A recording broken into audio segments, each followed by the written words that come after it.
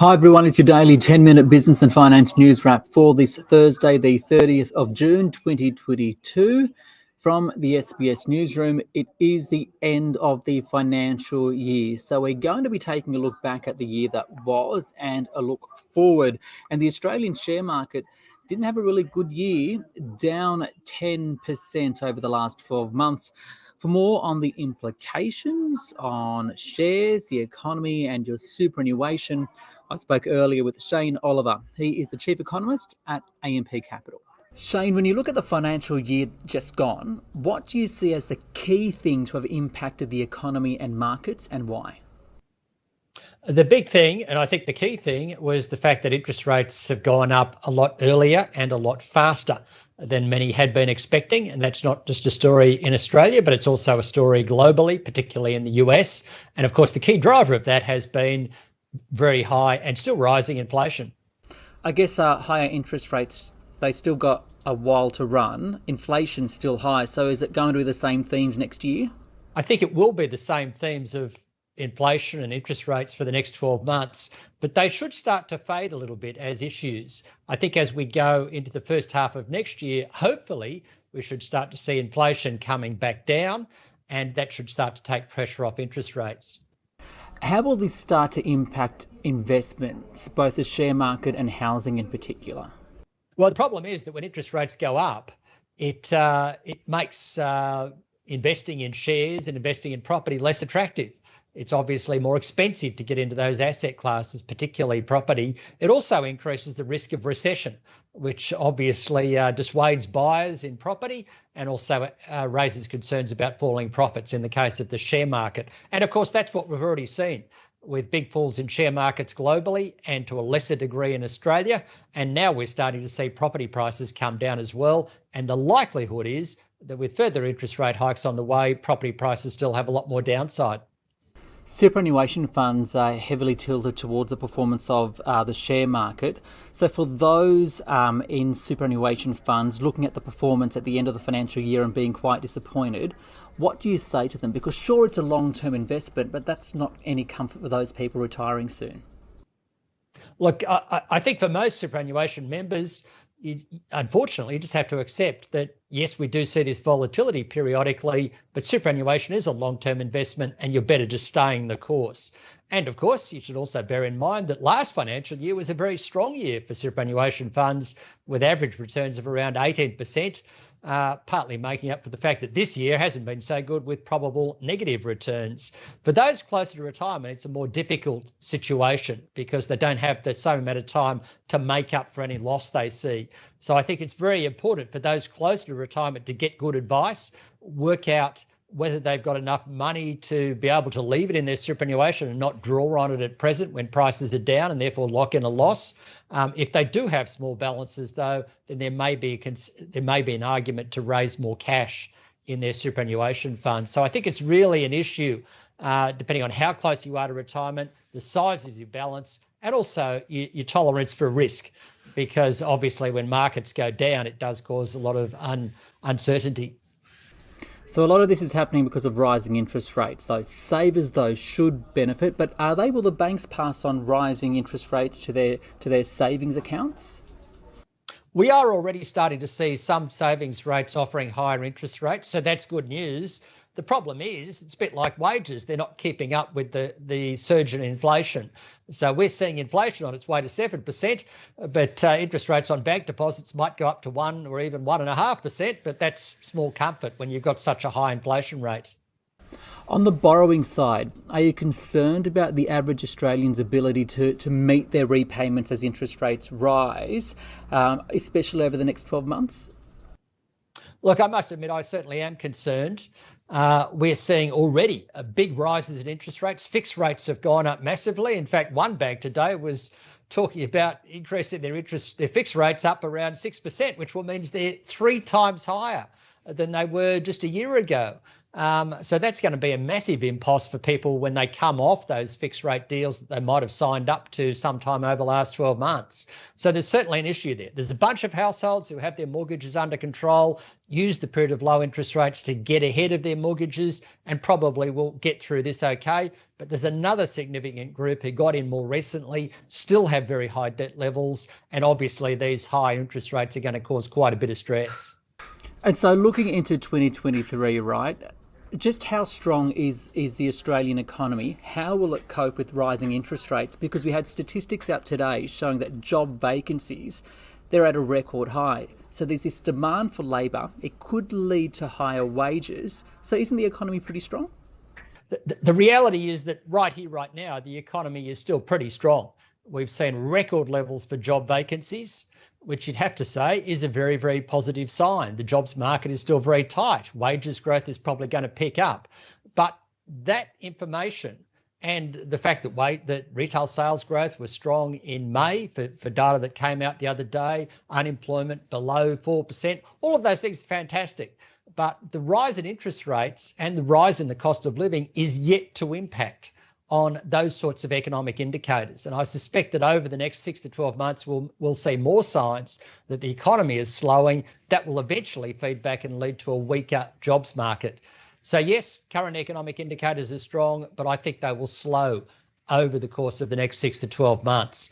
Now, I guess the trick for the Reserve Bank is to stay on top of that, not raise interest rates so much that it causes a recession.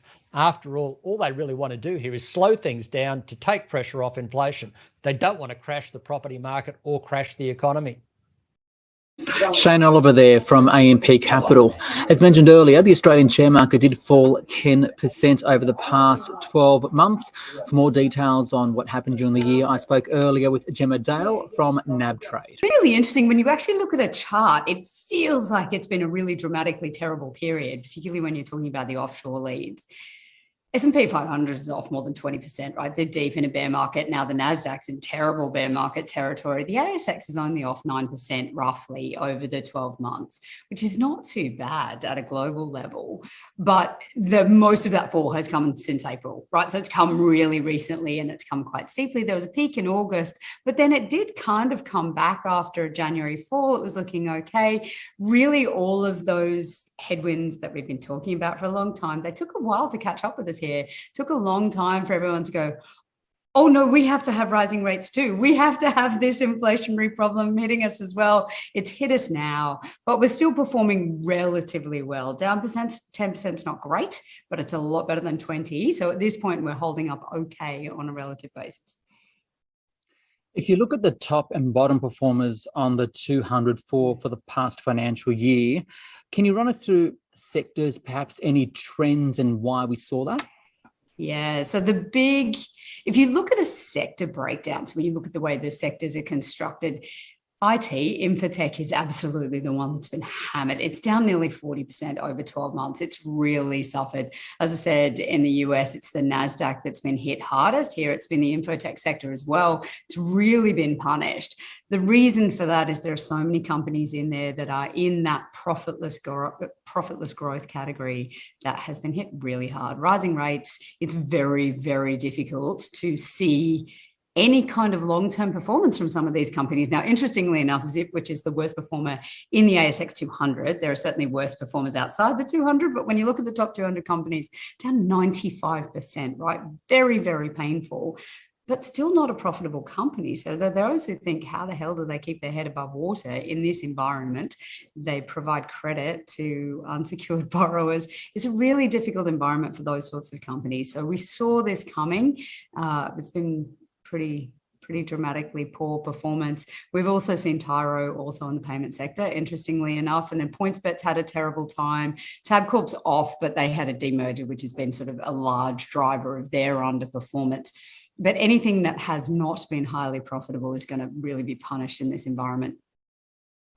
And being at nabtrade and having a finger on your pulse on retail clients, right? I want to get an idea from you on what kind of activity have you seen from those retail clients on such platforms like yours? Because during the pandemic, during lockdown, you had this surge of new users come into the market, right? Trying to take advantage of a rising market. They would have had a bit of extra stimulus from the government because of the lockdowns.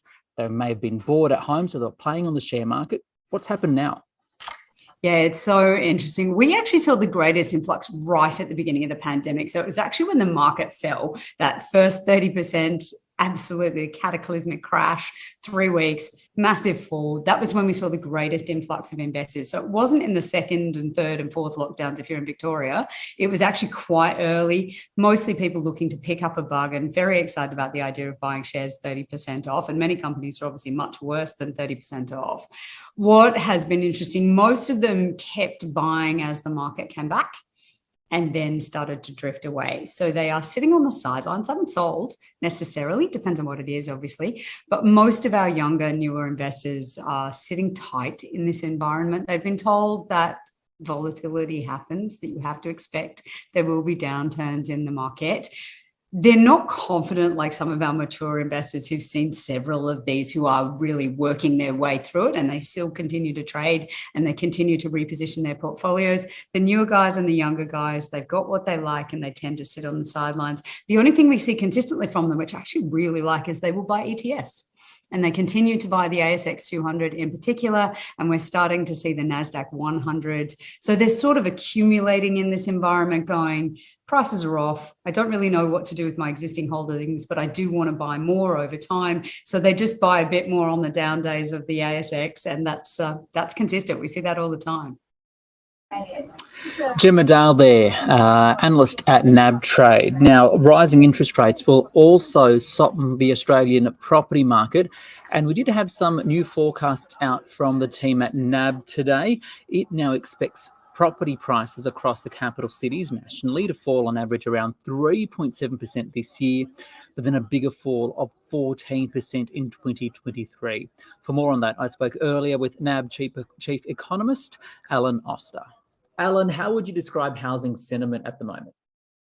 It's deteriorating. It's not terrible, but it is still basically, particularly in New South Wales and Victoria, it's below average, and I think most people are expecting it to continue to keep going down.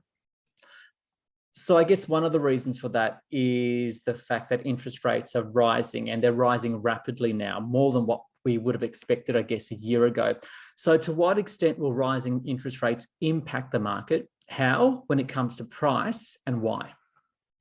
Well, what you basically find is higher rates, number one, scare people in terms of expectations, and that's the phase we're in now. The second phase is when they actually have to pay higher rates in terms of their mortgages. And, you could be looking at $300 a month extra if you've got a 2 in front of your cash rate, and that's what we think it will be by the end of the year. And you put those two things together, and that's why in 2023 we actually see house prices down around about 15%. Before we were thinking maybe 10. And what you're seeing, as I said, on the fear so far, is you're seeing that in Melbourne, and Sydney and Melbourne are going down at about 1% per month. So we've lowered our expectations for this year for a fall of around 4%, and previously we were expecting it to actually go up a little bit. Okay, so house price or dwelling price value declines of that magnitude, just how serious is it in the context of a period of rising values, right? Will these falls be orderly, and will it mean that there's an oversupply? I think it will be orderly. It's not going to be disorderly. And I think it's really important to remember, we're talking 18, 20% sort of falls peak to trough. We've just had an increase of 22%. So you sort of get back to where you started from. And provided that central banks don't overdo it, and I think ours probably won't, then it's manageable. But, people get scared. They're not sure what's going to happen.